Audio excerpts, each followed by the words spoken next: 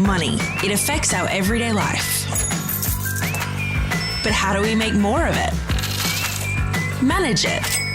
And make sure we make the most of our money. Welcome to Money Mindful, a podcast to teach and support you as you learn to manage your money. Hello, beautiful people, and welcome to another episode of the Money Mindful podcast. I am your host, Megan Jean Smith. I am a money mindset and life coach for women. I help you create the extraordinary life that you want to live on purpose. And speaking of that, one of the things that gets in the way of living the life we want to live on purpose is living in what we call the margins of our life. And if you have no idea what on earth I'm talking about, stay tuned, because today I am really excited to have life coach and my personal friend as well, Anna Wallner, on the show to talk all about how to stop living in the margins of your life. So Anna, welcome. Hi, it's so great to be here.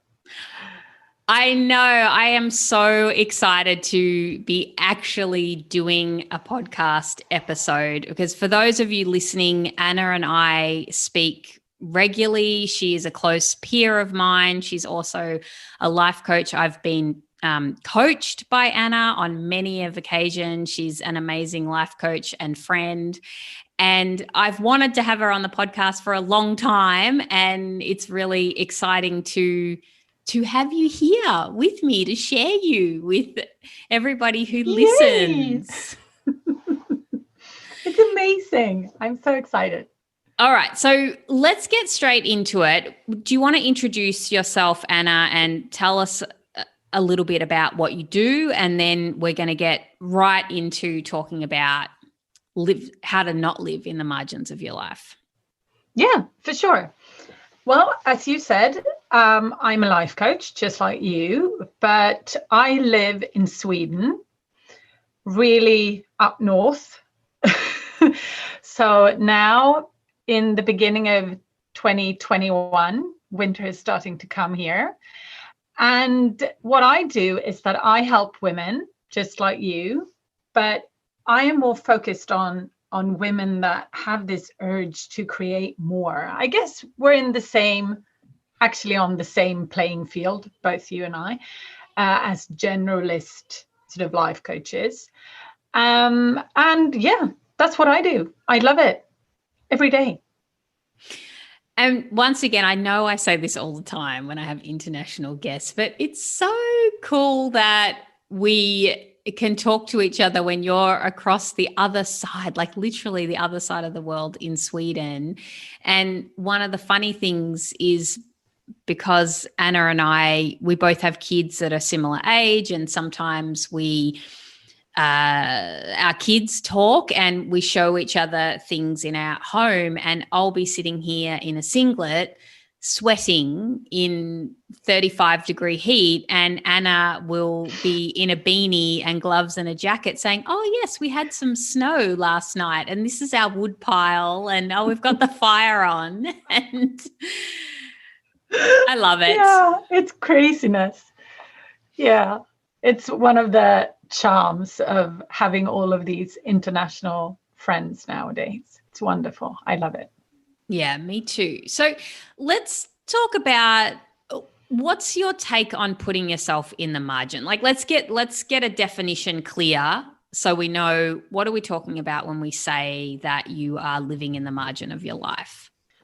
Well, this is actually a concept that I have been living myself for many, many years, or my whole life, I think, until I actually got a coach. I haven't really been aware of it in the sense I am now, but it's basically catering for everybody else and sort of not allowing your own needs and prioritizing your own needs so you can function at a top level, so to speak, if that makes sense. And both you and I, we coach a lot of women. And even though we see this with women that are socialized as women, it's not only women that do it. We can for sure see a lot of men doing it as well. I have it in my family.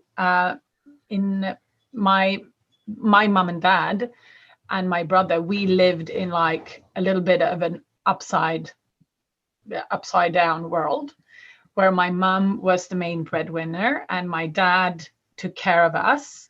And I've seen him doing this. He's like pushing his own needs out in the margin and catering for other people first. And if it's any time left for him, then he will take some time for himself. And I think this can spill over in every area of your life. So it's like feeling guilty about taking time to exercise, even though you feel good when you do it, and you will actually get stronger and you will get more energy if you do it, but you don't prioritize it because you prioritize everybody else first. Or, I mean, if we talk about the subject of money, I don't know if you have this, but I have had it. I mean, since childhood, I've had a huge issue with spending money on myself over a certain amount, because I felt so guilty. It's like, no, I shouldn't spend this on my own or on myself, because I haven't done anything to sort of be worth spending this money just on me. But I have no problem spending money on everybody else. Not a problem whatsoever. So that's a little bit what I mean, that you push yourself out a little bit to push everybody else in the center of your life. So your family, your kids, your friends, your job, everything else is prioritized before you. Right. That's a little bit like putting yourself out. And I don't think it's just, like you said, it's not just women, and it's certainly not just mothers, but I think mothers really represent in this area, especially especially women with new, what am I trying to say? I just lost my train of thought there. New babies, like new young families. It all becomes about looking after the little people and not looking after your own needs. And what comes to mind when you were talking, Anna, was that ubiquitous, what is it, like on the aeroplanes, where it's always the mask analogy. I mean, ubiquitous, that's probably not the right word, but you've got to put your own mask on first before you put other people's masks, before you put your kids' masks on. And it's so true, because if you don't get the oxygen first, of course, how are you going to look after anyone else who's around you? That totally makes sense. But then in our own life, somehow we forget that. Like, we forget that if we don't look after ourselves, that everybody else suffers. Yeah, for sure. But I don't think when we're in it, we don't see it like that. We don't see it as something we need to do, because we just sort of soldier on. And even though we feel depleted and we feel tired, we just sort of sometimes almost take pride in catering for everybody else and not taking care of ourselves, which is so weird, because if we take care of ourselves, everybody wins, because then we will have more energy and we will be happier, and then we can show up in a completely different way to take care of those we love. So there is no boundary or sort of between these. It's not like if you take care of yourself, you won't take care of anyone else. And I think that is something we feel like we're doing. Like, if we are taking time for ourselves, we are then taking time from someone else that we could use that time to take care of them. that's not true. Yeah, it's not linear. It's like, no, it isn't. And one thing that I think is very sort of, I don't know if it's a good example, is like, well, both you and I, we have 2 kids. So when you have the first kid, you go like, all the love that goes into this child. And when you're pregnant with your other child, your second child, you go like, this is so weird, because how am I supposed to split this love on both these children? That would be completely impossible. But when the other one comes, you get just as much love. It's like the basin gets bigger, the love basin gets bigger. So you don't have to split it, you just get more. And it's a little bit like that. When you actually take the time for yourself, you get more energy that you can spread across to everybody else. So it's actually a win-win. But when we stand there in the sort of moment when we're going to take the time for ourselves, it's like, no, I should probably take this half an hour and clean the kids' bedrooms or whatever. Because in the moment, for many of us, it's very difficult to prioritize ourselves. Yeah. And I also think that it doesn't just show up with family in terms of, the role of a mother and your children and your partner or what have you, but also one of the things that I've actually been heavily influenced by you, and we've spoken about this before, is that you're very, very good at putting yourself in the center of your life and not being in the margin. And I love that because of the way that you look after yourself and make sure that you are strong and fit and healthy, like a foundation, if you will. It's like you make sure your foundation is always in order. And one of the things that I experienced was I felt like I was doing what I wanted to do. I mean, I'm very passionate about my business and I love business and learning about business and marketing and growing my business. That's something that is really exciting and fulfilling to me. But what I realized also is when I was not saying all in on my business isn't the right words to use here, because I'd always be all in on my business. But what was happening is I was all in on my business, but not all in on my own life as well, my personal life. Like my business started to encroach on my weekends. And then what I found was that with my business encroaching on my weekends, it was somehow diminishing actually what I was able to do in my business, because I wasn't replenishing myself by doing the things that I want to do on the weekend, like knit and do a puzzle with my kids. Or, I mean, we usually always go bushwalking and that happens, but it shows up in so many different facets of your life, I think, and it's different for everyone because of what's important to us. And even though my business is really important to me, it shows up for me in that area where my business takes over, if you will. Like I let it, but not in a good way, like where I need to actually set the boundaries where it's like, hang on, but my business isn't me. My business is a separate entity that I give love and attention and energy to, but also I need to give that same love and attention to myself and my own being that is the driver of the business. What do you think about that, Anna? Yeah, for sure. I mean, it doesn't matter what area you're in. So this example that you're using is that, yeah, so you put your business in the center, but everything else about you sort of squished out in the margin. And it's not good in the long run.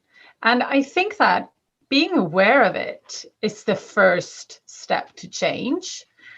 So sort of looking at what you're actually doing. And I mean, you were so aware of what you were doing, even though you didn't really stop it. You were like, okay, I can see that I'm doing this, that I am putting my business in the center and squeezing myself out. But you were also aware of the fact that you couldn't do it for a very long time because it wouldn't be sustainable.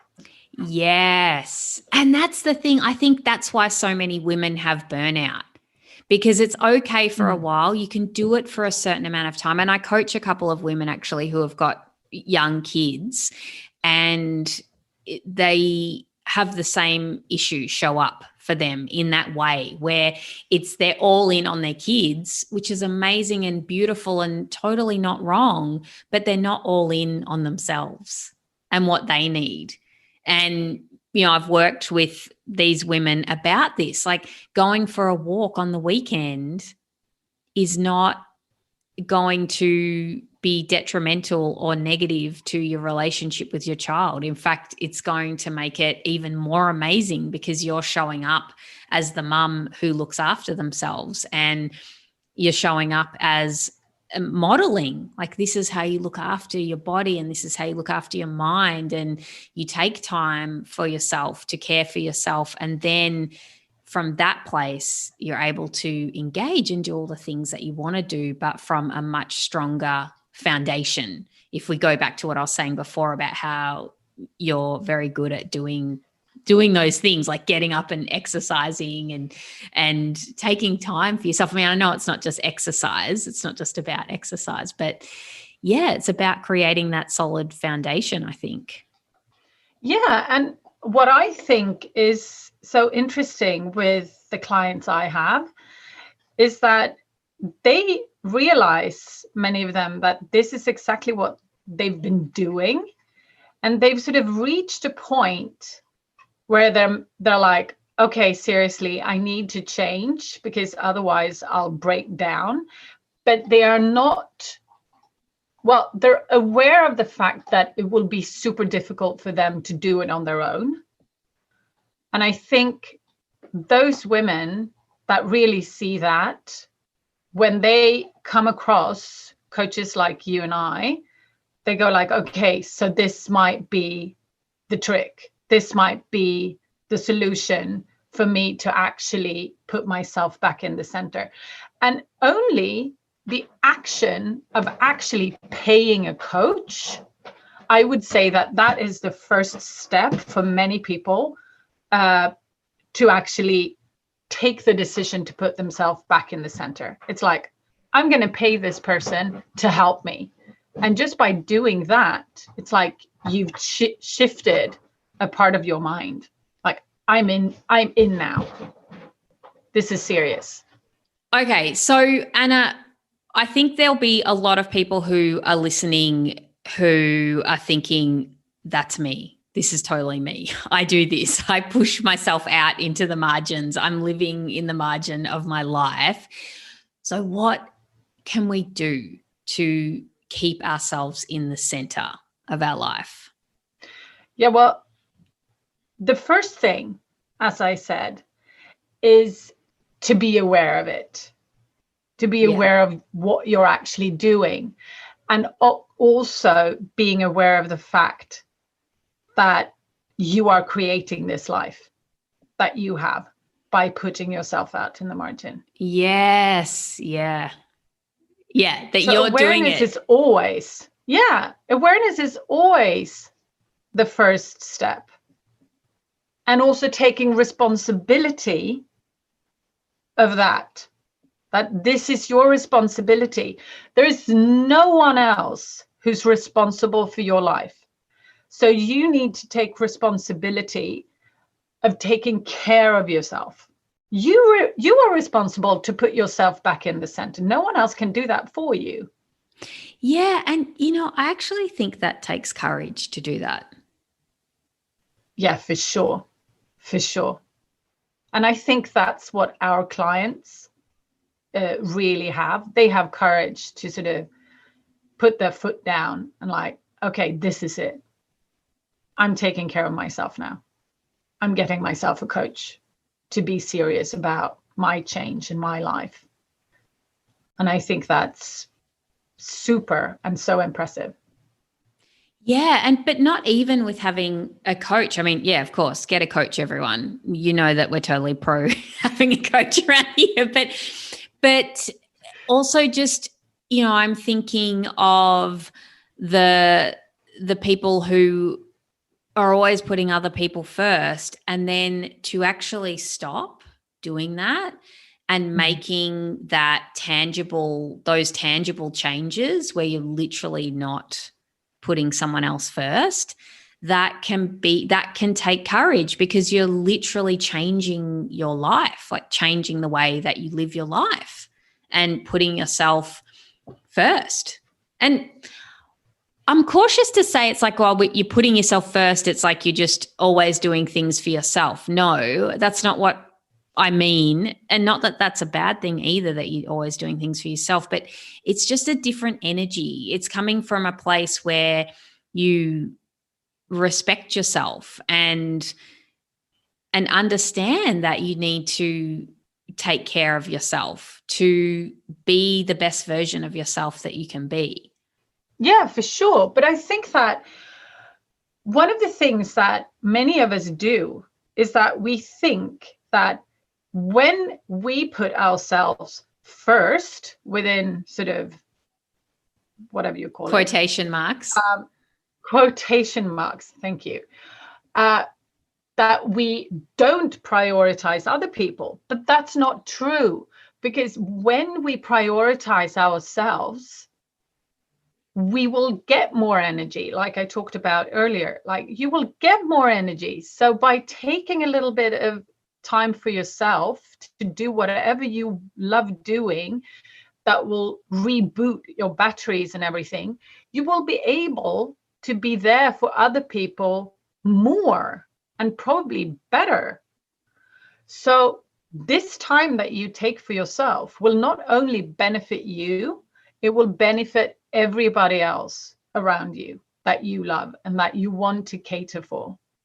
I think that's a mind shift you need to do, because many women, and also men, of course, they are not in that mindset about like, okay, so if I invest in me, I also invest in my ability to help other people.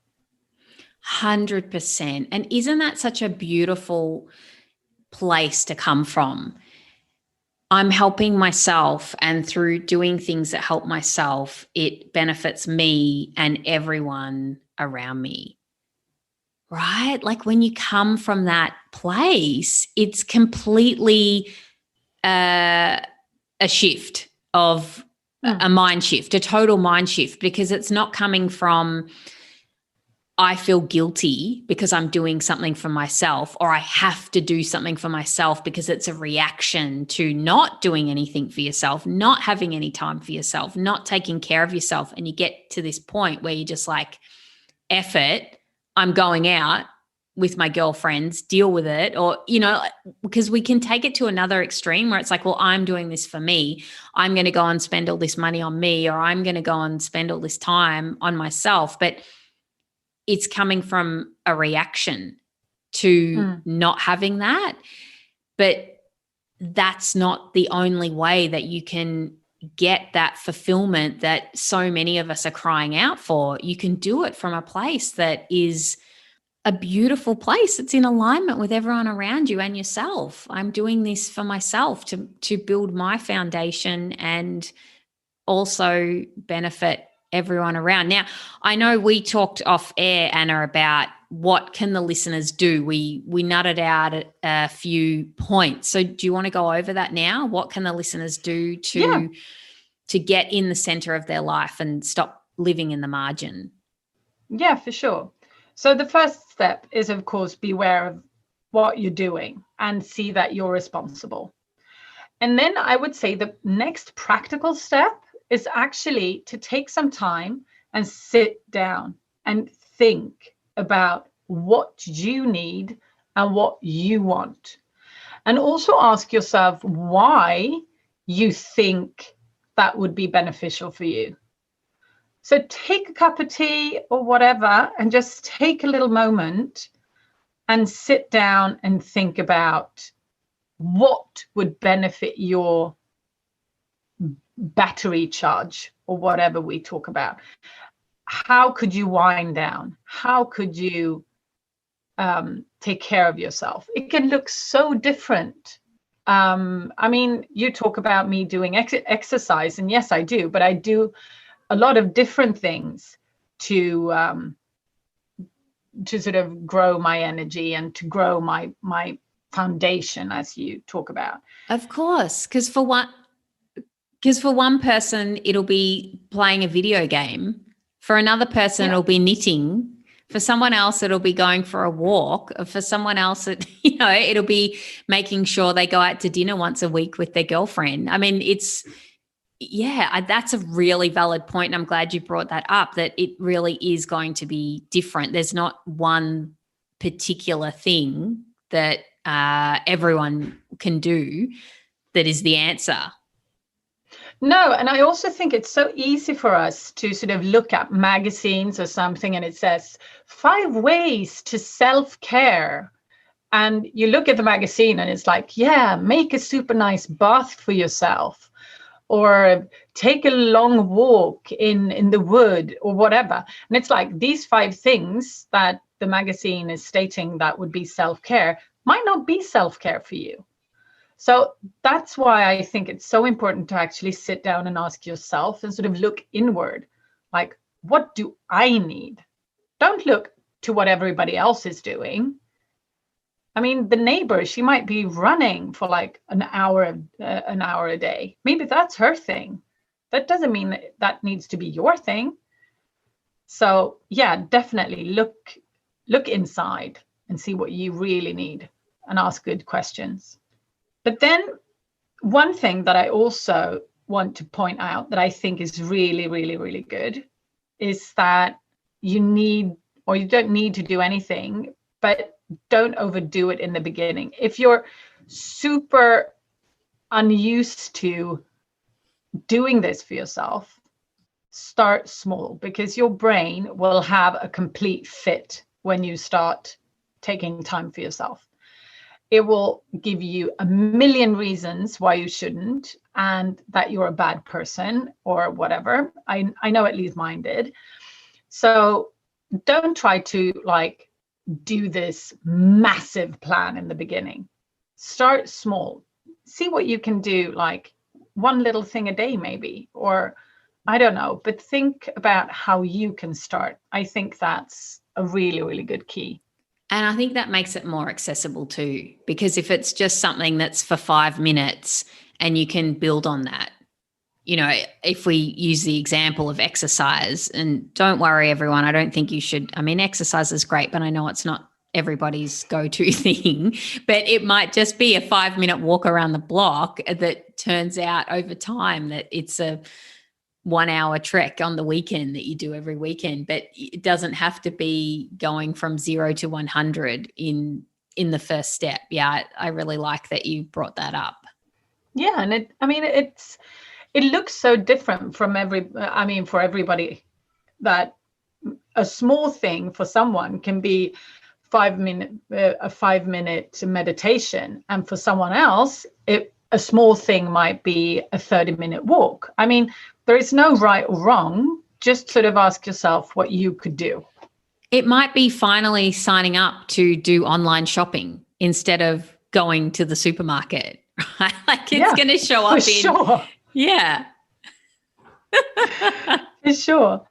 But then when you actually have this, like you sat down, you did the sort of need list or what you want to do, you have thought about what you're going to start with, then you really need to plan when you're going to do it. And you need to set it as a priority.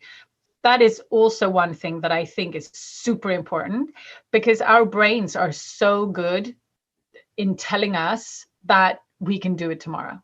We don't have to do it now. And it is such a slippery slope when you start pushing things. So when you push things to tomorrow, when tomorrow comes, it will then be easier for you to push it to the next day, because you did push it the day before. So for every time you push it, you tell your brain that that's okay, and then you will start pushing it more. So be very careful, prioritize, and do those small things. Yeah, because you make the habit of not doing it instead of making the habit of doing it. Yeah, yeah. Okay, anything else? Yeah, well, also, like we talked in the beginning, like really sink into the belief that this is super important, and that by doing these things that you set yourself up to do, you will actually function better, and you will be able to be there for those you love in a better and bigger way. So that belief, I think, is super important to adopt, because otherwise you will be running like against the wind. It will be very, very difficult. Yeah. And I think you and I have both we can speak from experience, because I mean, you've just already talked that you've been through it, but I know for myself that I've definitely experienced both sides where I've pushed myself out. And yes, in the short term, I get certain results, but in the long term, it's totally not sustainable. And I find myself, that's when the ugly comes out, when I get irritated and annoyed with people, when I know I'm not looking after myself properly, and that's a sure sign. But I've also experienced when I do look after myself, and how that just makes such a difference to my well-being, my productivity at work. Like, I get so much this is the thing that just still blows my mind, is that I get more work done when I work less.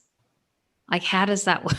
How does that work? My brain I know. It's mind-blowing. You're going still just wants to go, hang on, that's wrong. You've got to work harder. You've got to work longer. But it's not the case. When you actually look after yourself and fuel yourself, you have that energy and the ability to be able to actually focus when you're at work, instead of dreaming about all the other things that you want to do that you don't get to do. When you actually do those things, you don't need to be dreaming about it and trying to avoid work. You can just be at work doing your work thing. And then when you're not at work, you can be doing the other things that you really want to do. Yeah. Okay. Should we recap? Is that all the points, or are we missing anything? Did you want to add anything? That's all the points. Okay. So first of all, we need to realize that we're the ones responsible for taking care of ourselves, and that nobody else is responsible for us. And even that means if we've got little kids, like, we're still responsible for making the time to care for ourselves. The next point you mentioned was sit down and write down what you want to do. There's power in putting pen to paper and actually getting those words down and writing it out, what is important for you and what are the things that are going to fuel you. Then you covered pointing out why. Why is it important to you? Because having a reason for doing that, that's what will enable you to be able to access taking care of yourself more easily, I think, because you actually have the reason to do it. Like, you know why you're doing it. You're not just having a random bubble bath because that's apparently what you should do to take care of yourself. You're organizing the online shopping like a boss because that's important to you. You don't want to spend 2 hours at the supermarket. Oh, can I just say, side note, I know I'm totally getting distracted here, but I had a moment the other day where I was at the supermarket and I was with my 2 girls just picking up a couple of things.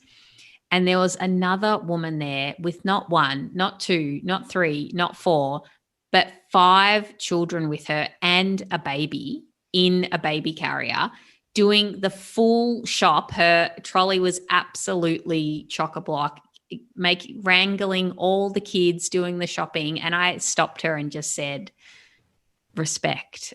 Like, you're doing an amazing job, because I was just sort of there with my 2 kids thinking, oh yeah, this is so much easier when I'm alone. And then she was there just like a boss, cruising around, organizing it. And then I saw her after the shopping, ordering sushi for everyone. And I was like, she's amazing.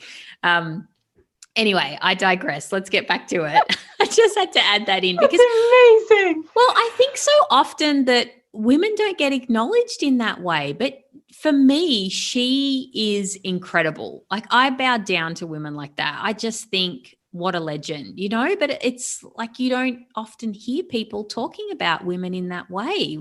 But that's a real achievement. I'm sure there's plenty of people out there who don't have children or who aren't the primary caregivers, who the idea of taking a small child and 5 kids to the supermarket would be, they'd be incapable of doing it.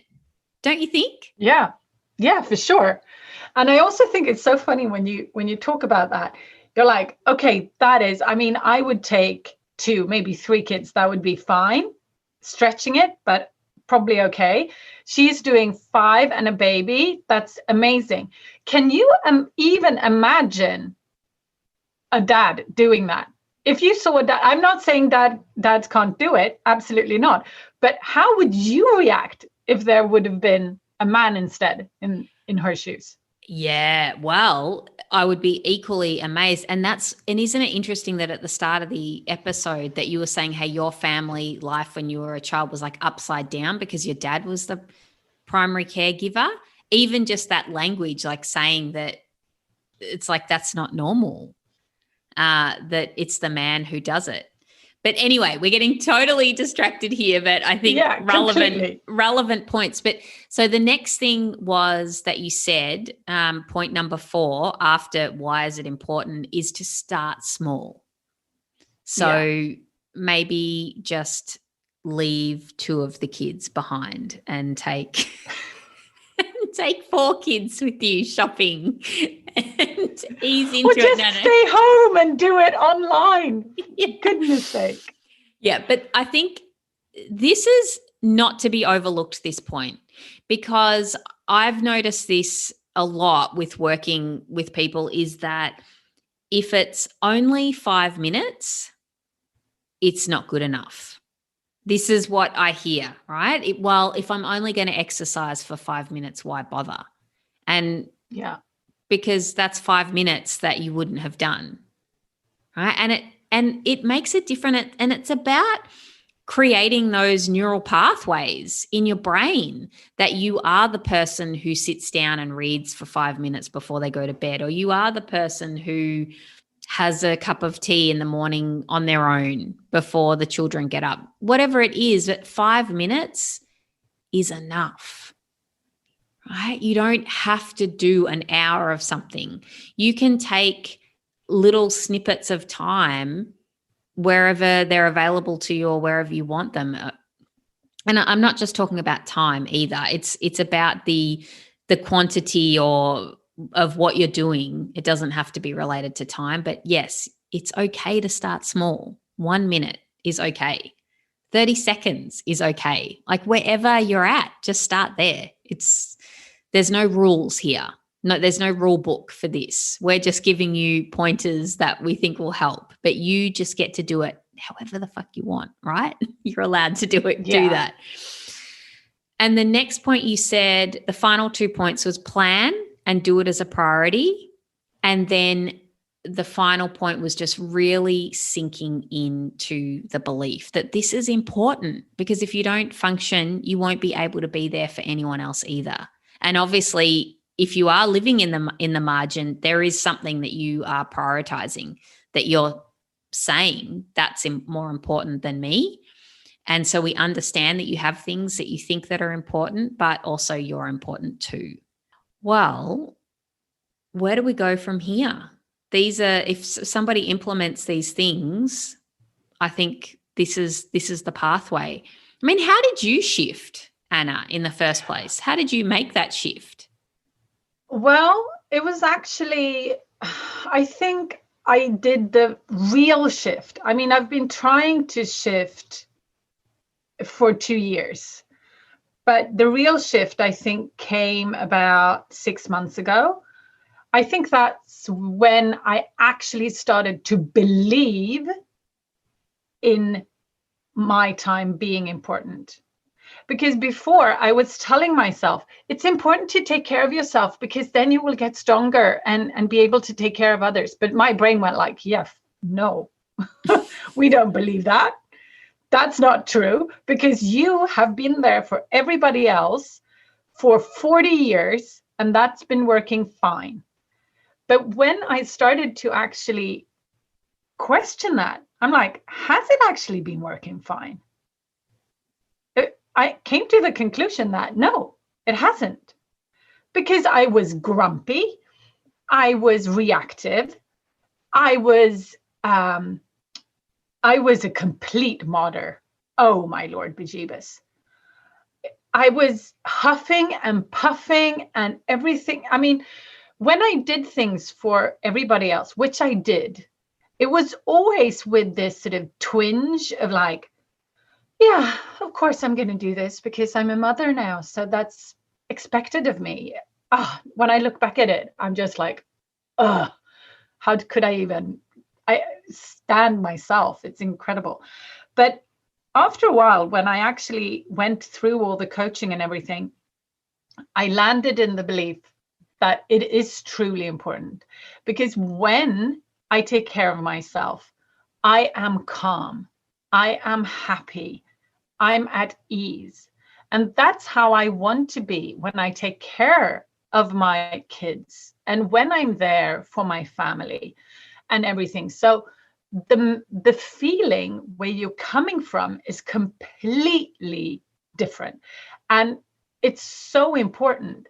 I mean, even cleaning, this sort of rocked my world big time. And you might laugh because, when you pick up after the kids, before I was like, yeah, it's always me doing it. It's always me doing it. Nobody else cares. And with nobody else, I mean my husband. And I was huffing and I was puffing and it was just like, ugh.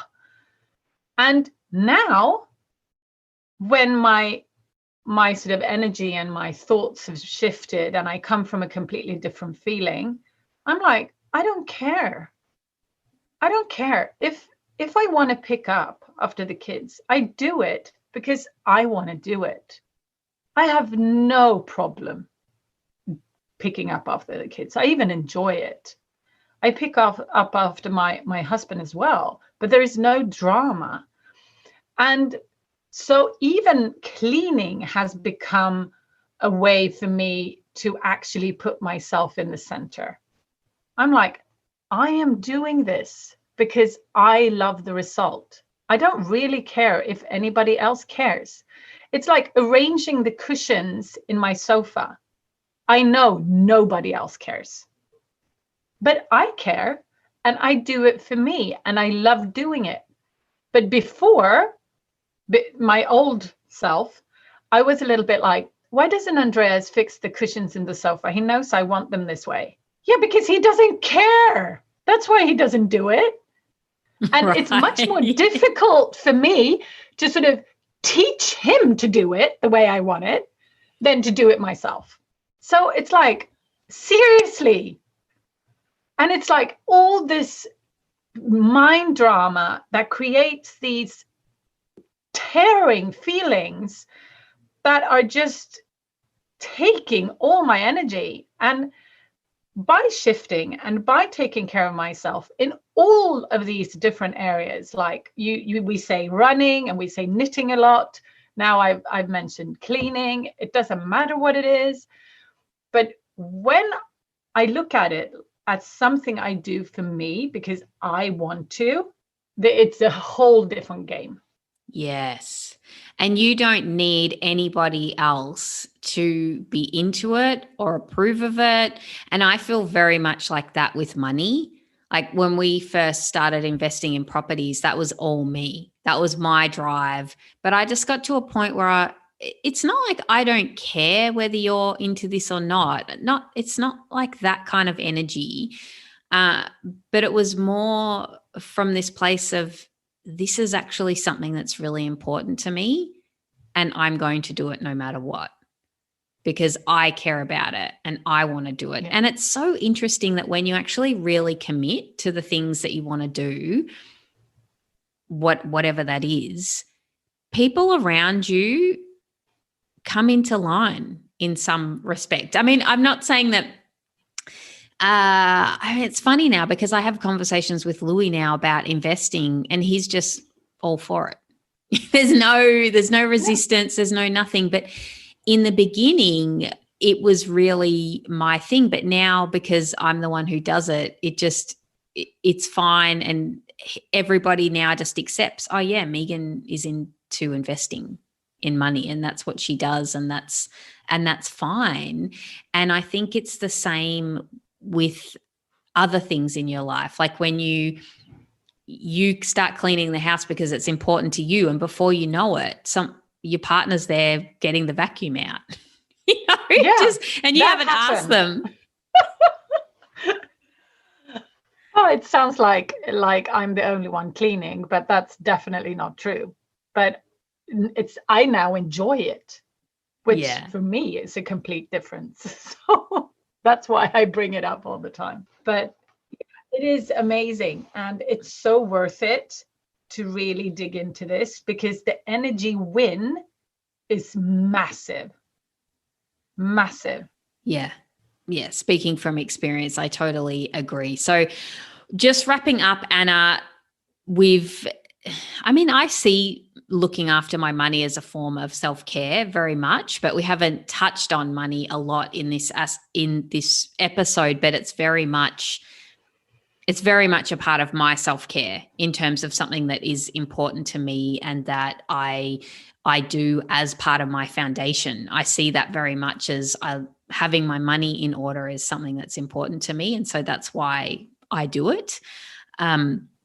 But just on the topic of money, sometimes I forget, but I usually ask my guests if there's something that you're willing to share about what you do with money. And perhaps if you have something that relates to self-care, I'm not sure, but anything that you do that the listeners might benefit from that you would like to share with them. Yeah, for sure. Well, when it comes to putting yourself out in the margin, I'm much more comfortable now to spend money on myself on things that I really need. And I don't look at it as being a luxury anymore. Yes. I look at it as something that I actually need. But one thing that I also do in relationship or in relation to money is that I actually use a budget tool, which I think puts both me and my money in the center. And I'm a former bookkeeper. So I don't enjoy bookkeeping, but I know how to do it. But this budget tool has helped me so much, and it's taken out so much drama out of my life. So that's really good. But talking about books, one of the things that I love doing, that I just started doing actually this autumn, is I've left my company, my two companies that I have and run, I have left the bookkeeping to someone else. And that is a huge win for me. Amazing. I love it. Yeah, but it's also a little bit of putting yourself out in the margin, because I have thought I should do it myself because I know how. And that has sort of been the reason for me doing it. And now I was like, no, it takes time from what I want to do with my clients and my life. I will just have someone else do it. So yes. That was a very grown-up decision for me. I love that so much. And I actually just had a conversation this morning with one of my clients about, it just came up incidentally, and they were saying, that they struggled through the first couple of years of their business doing the bookkeeping themselves, trying to work it out, then spending days fixing the mistakes that they'd made, that if they'd just got a bookkeeper in the first place. And I see that as putting your business if you think of your business as as an entity, I think that is putting your business at the center as well by doing things like talking about like a separate thing, not in relation to yourself, but when your business has the accounting done right, then the business is left to be able to do the business things because the accounting is taken care of. Yeah, I love that. And which budget tool do you use, Anna? Because I'll put it in the show notes. I use an American tool called You Need a Budget, also referred to as YNAB. Yeah, okay. You're not the first person who's mentioned that. I've actually checked it out, but yes, it is American. So not as applicable for us in Australia. Still we can use it. It's not like we can't use it. Well, I use it. I'm in Sweden. Yeah, true. But I think when I went in and had a look at it, I couldn't integrate my accounts with it. No, you have to put in everything manually, but that's not a problem for me. Yeah. Whereas I think when you're in America, and we have American listeners, so this is relevant to them, is that you can have it all hooked up and linked to your accounts, so you don't even need to do that. It gets put in. Okay, amazing. I love this topic. I just think more women need to be taking more care of themselves and living in the center of their lives, putting themselves front and center. And was this something that did somebody teach you this concept of putting yourself, stopping living in the margins? It's good that you mention that, because the concept I've been aware of and been coached on several occasions, as I mentioned, but it was actually a coach of mine that actually put it in the term of putting yourself out in the margin. And her name is Norma Fran. She's absolutely fantastic. She's a great, great coach. And she's American, for those American listeners. Maybe you can put her show notes in. Yeah, absolutely. Her details in the show notes. Of course. I know Norma. I love Norma. We'll definitely put her in. And I know that she's a great coach as well. So, okay. So that came from Norma. Right. All right. Amazing. Yeah. Well, shout out to Norma if you're listening. And we'll make sure we put a link to you in the show notes too. She is a weight loss coach, right? She coaches on weight loss. Yeah. Yeah. Okay. Well, where can we find you? Well, you can find me at on Instagram and Facebook. You use the what do you call the handle? The handle. Anna Wallner. Yeah, Anna Wallner Life Coach. And if you want to go up on my website, it's annawallner.se or I think it's also .com. I think I own both. I'm not sure. I'll put it in the show notes. Don't worry. And for those who are listening in Sweden, because I know that there's some of you out there, which is so exciting. Not many, but I know there are Swedish listeners, which is so fun. And in Norway and Finland just recently too. So that's really fun. The Nordic countries are coming. I know. A lot of different countries in Europe. It kind of actually blows my mind how global this podcast is. I mean, in particular countries, it's not huge numbers, but there are people. And hello, I'm just going to say hi, India, hi, Malaysia. There's just all these people out there in these places that it's like, how did you even find the show? I love it. Amazing. Anyway, I digress. What I was going to say is that if you're in Sweden, what is super amazing is that if you work with Anna actually coaches in Swedish and in English, which is a rare thing, I think, because there's a lot of life coaches, we just coach in English. But it's available to you in Sweden in Swedish. I thought I'd mention that because I think that's an important point.